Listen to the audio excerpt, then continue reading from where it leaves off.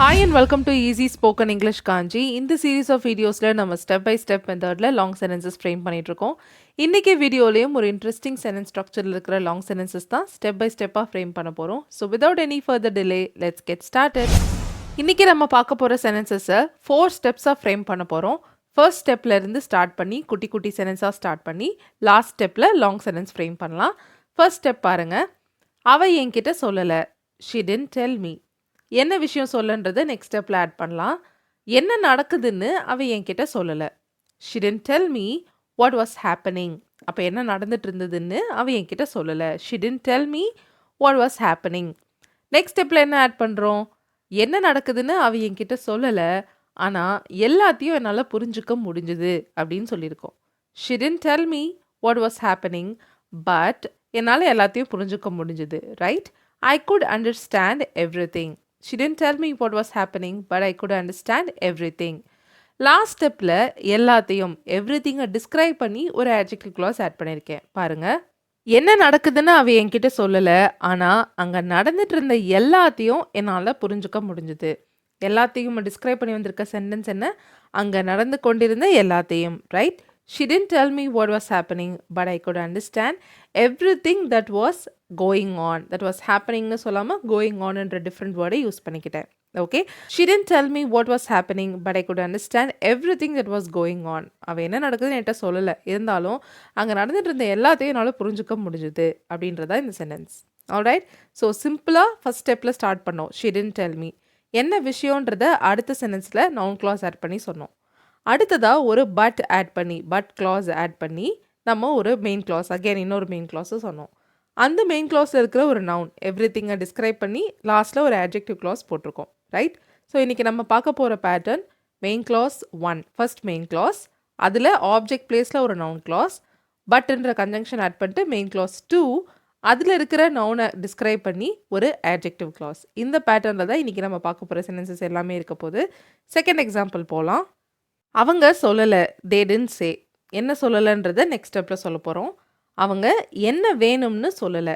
they didn't say what they wanted. அவங்களுக்கு என்ன வேணும்னு அவங்க சொல்லலை. they didn't say what they wanted. அவங்க என்ன வேணும்னு சொல்லலை, அதனால் ஒரு பரிசை வாங்கினேன். இங்கே so யூஸ் பண்ண போகிறோம். கரெக்ட்? அதனாலன்னு வந்திருக்கு. they didn't say what they wanted, so I bought a gift.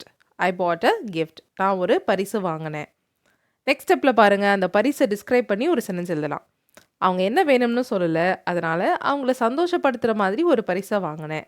Okay. they didn't say what they wanted, so I bought the gift that would make them happy. so I bought the gift that would make them happy. the gift that would make them happyனா அவங்கள சந்தோஷப்படுத்தக்கூடிய ஒரு பரிசை வாங்கினேன். Okay. So அதே pattern தான் follow பண்ணியிருக்கோம் பாருங்கள். Main clause first ஸ்டெப்பில், second ஸ்டெப்பில் மெயின் கிளாஸ் ஆப்ஜெக்ட் பிளேஸில் ஒரு நவுன் கிளாஸ், தேர்ட் ஸ்டெப்பில் ஒரு கன்ஜங்ஷன் ஸோ இங்கே ஆட் பண்ணியிருக்கோம் அண்ட் அது கூடவே இன்னொரு மெயின் கிளாஸ் ஆட் பண்ணியிருக்கோம். ஃபோர்த் ஸ்டெப்பில் அந்த செகண்டாக நம்ம போட்ட மெயின் கிளாஸில் இருக்கிற நவுன் தி கிஃப்ட்ன்ற நவுனை டிஸ்கிரைப் பண்ணி ஒரு adjective clause ஆட் பண்ணியிருக்கோம். ஓகே. தேர்ட் எக்ஸாம்பிள் போகலாம். அவள் மென்ஷன் பண்ணலை. she didn't mention. அவள் எங்கே போகிறான்னு அவள் மென்ஷன் பண்ணலை. she didn't mention where she was going. அவள் எங்கே போகிறான்னு அவள் மென்ஷன் பண்ணலை.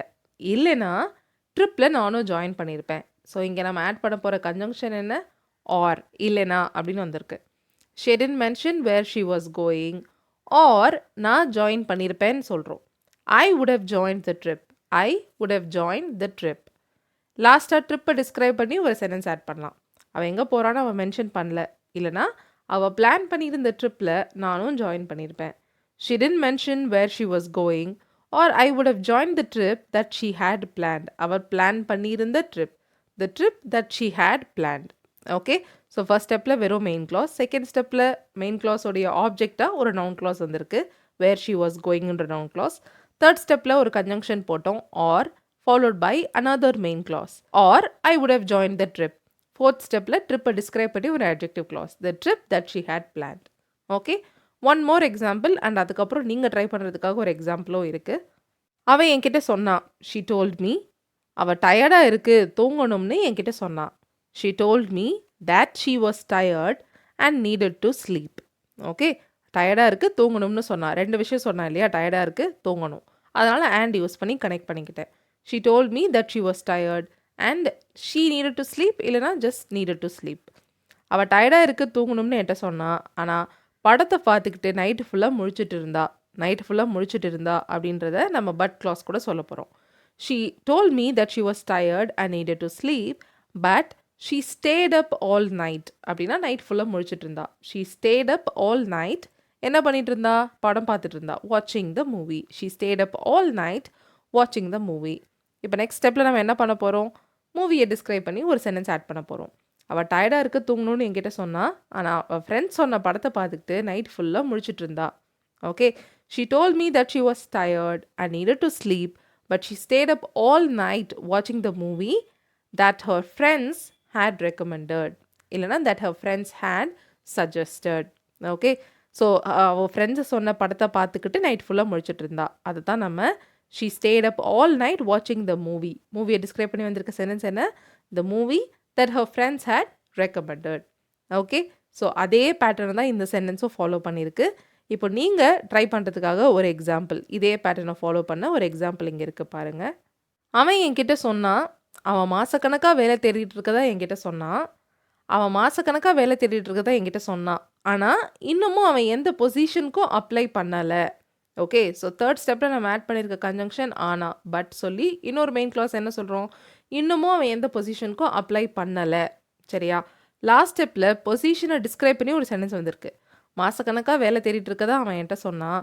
ஆனால் இன்னமும் அவன் ஸ்கில்ஸ்க்கு மேட்ச் ஆகிற மாதிரி எந்த பொசிஷன் தட் மேட்சஸ் அப்படின்றத நீங்கள் எழுதுங்க. ஓகே, பொசிஷனுக்கும் அப்ளை பண்ணலை.